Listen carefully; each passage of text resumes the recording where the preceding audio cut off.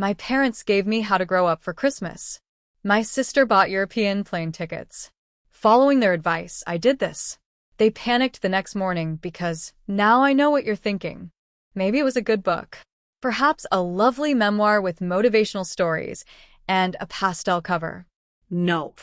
It was a paperback with a cartoon of a 30-year-old woman holding a juice box and glitter wand while bills fly around her head. That subtitle? Give Up Being a Toddler in an Adult Body. Charming. This book is given out at mandatory HR trainings. Kinda usually includes a wink, and this reminded me of you. My parents didn't wink this time. My mom was halfway through telling my sister about the other copy she bought for a coworker who still uses smiley faces in work emails. Gasp. The horror.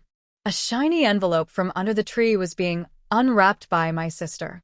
Though thick and cream-colored, it practically glowed with prestige. I thought my dad was sending a diplomatic mission by not funding her third vacation. Bad field research trip. For the year. Mom said to advance your career. Later, she turned to me and said, it would be a very one-sided Christmas.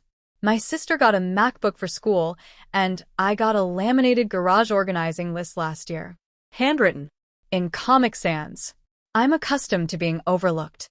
I work full-time at kindergarten. Not like my family, it's loud, sticky, chaotic, and never pretends to be something else. I comfort crying kids, negotiate toy hostages, and pretend I don't notice glitter glue consumption. I also hosted weekend kids' parties, complete with balloon animals and fairy wings. My sister joked that you're the only person I know with 6 sparkly wings and no winter coat. My parents call it the clown job, even though I've never dressed as one. Of course free. Like my mom says, it takes a village.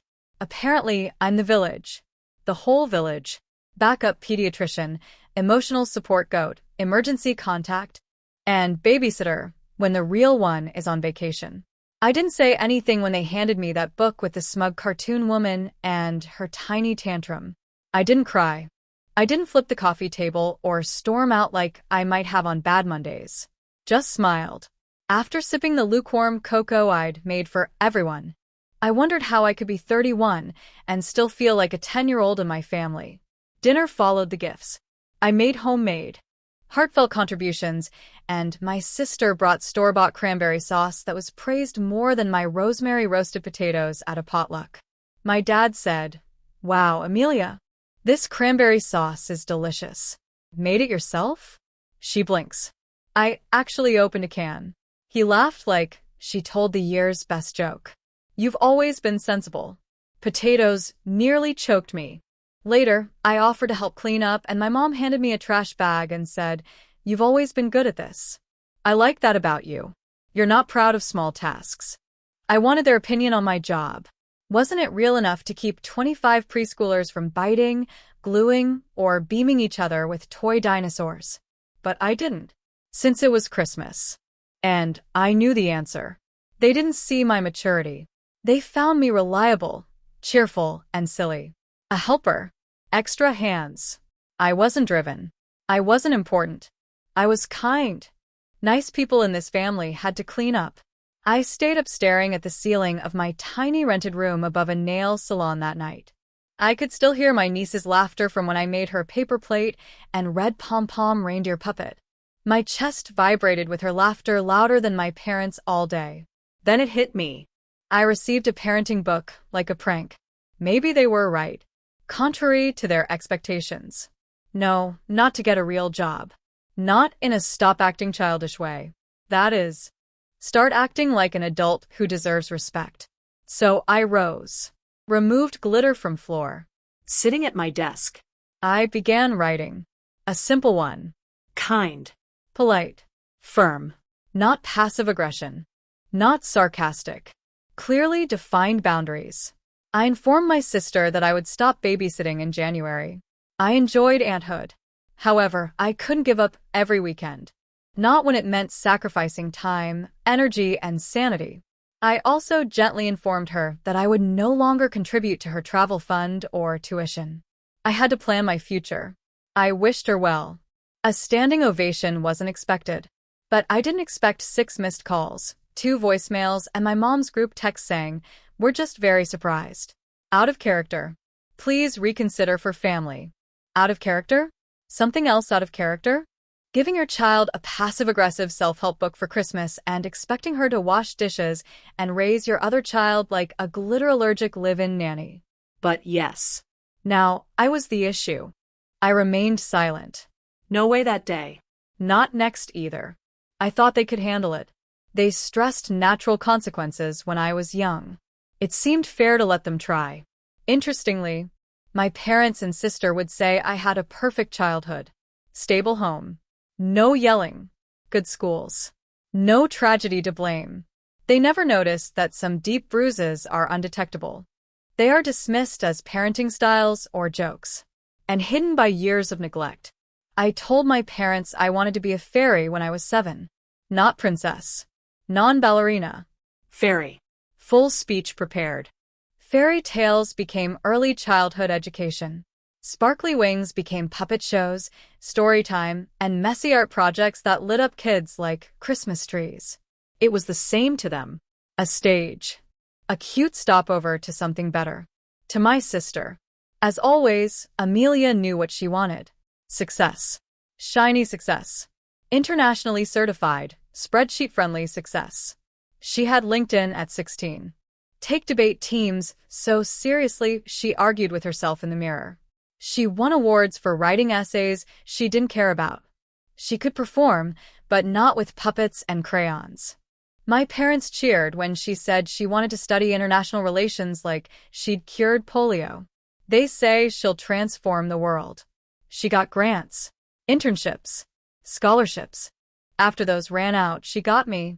It started small to cover student visa fees. Just until my next check clears, she said. Then textbooks. She then went to Berlin for a networking symposium that resembled a yoga retreat with tapas. Childcare follows. That was more permanent. She gave birth to Alidai 2 years ago. I was glad. I love that child like my own. I loved her, but I didn't parent her while her parents were in Lisbon for career networking. It started slowly. Just an hour while I run errands. This Saturday, we can go out. Traveling for the weekend has been a while. So it became always. I missed work birthday parties to care for Alidai. Dates were canceled. My weekends weren't mine anymore, so I stopped doing parties. I suggested restarting. Honey, that's not a business, my mom said. That's like dressing up. Her grandchild was wearing a sparkly tutu and calling me fairy auntie as I held him. She didn't get the irony.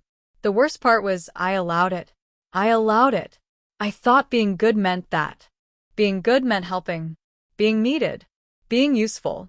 If it meant being invisible. Since childhood, I've been trained that way. The report card was framed when Amelia got an A. When I won a school storytelling contest as a dinosaur, they told me not to brag. After Amelia said she wanted to work in diplomacy, they turned the guest room into a study. When I said I wanted to work with kids, they suggested I get a backup degree. I wasn't seen. My job title made them cringe. They thought my glitter meant I wasn't mature. I've wiped more noses. They meant become like her. Similar to Amelia. They almost convinced me. I almost thought being happy made me childish. That loving kids made me silly. Being helpful degraded me. Prior to this year, I politely declined Amelia's quick errand. When she reminded me of their Friday dinner, I said I hope it's great. Maybe next time. She didn't reply. I stopped sending money. No big deal. Just stopped. It wasn't mentioned. I didn't explain. I left them to notice. These texts I received by Thursday indicate they did. You're always generous, Imam. It hurts that you're leaving. We're worried about Dad. This sudden chill worries me. Amelia, I'm alone now? Wow. There was. People treat you like a rogue when you stop being free. I wasn't leaving. I stood. For myself. During my time. To comfort others, I'd been draining joy. I laughed again somewhere in all of it. Real laughter. Laughing without smiling. Really, shake your shoulders, someone said something funny. Laughing. My coworker taught water safety after spilling juice on her pants. My student said he loved me more than jelly beans but not space. Joy like that doesn't come from obedience. It's disappointing, Dad. We relied on you. Relied on me. Dryer cycles and food trusts. The 100 weekends I'd given up were ignored, just assuming I'd always be convenient. That weekend I visited the zoo. Alone. I enjoyed it. I fed giraffes, ate overpriced cotton candy, and laughed when a toddler threw a shoe into the meerkat enclosure and shouted, "That's my offering." Nobody requested my assistance. No one called me childish. I was never given a baby and told to be a good girl and watch her. I didn't mention it. I kept it for myself. Naturally, my peaceful giraffe glow-up lasted 36 hours. We're deeply hurt because Monday morning I arrived at work to find 3 missed calls from my dad and a voicemail that started with, "A good sign, always." Amelia attempted to hire a paid babysitter for Saturday night. Her words, not mine. It failed. Some teen with a fake resume and nose ring backed out last minute. Instead of canceling her networking cocktail mixer, she left Elodie with Marcus's cousin. The cousin, bless his soul, let Elodie eat canned whipped cream, taught her to say screw this. Like I stole state secrets or left a kitten in the snow. I didn't reply. While breathing through my nose, I stared at my phone and slowly peeled a Paw Patrol sticker off my notebook. The next text from Amelia wasn't a request. A statement. "I need to talk to Amelia. Mom says you're weird lately.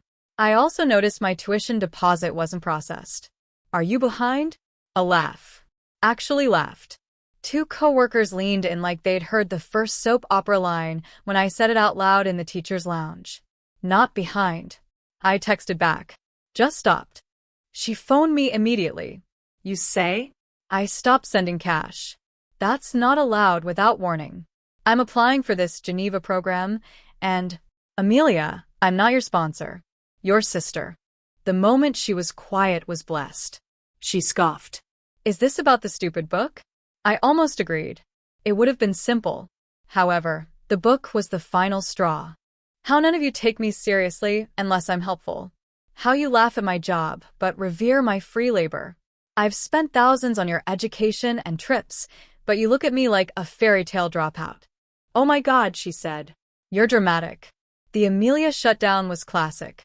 The voice she used when we were kids, and I cried after she cut my favorite stuffed unicorn's head. You're sensitive. Merely emotional. Grow up.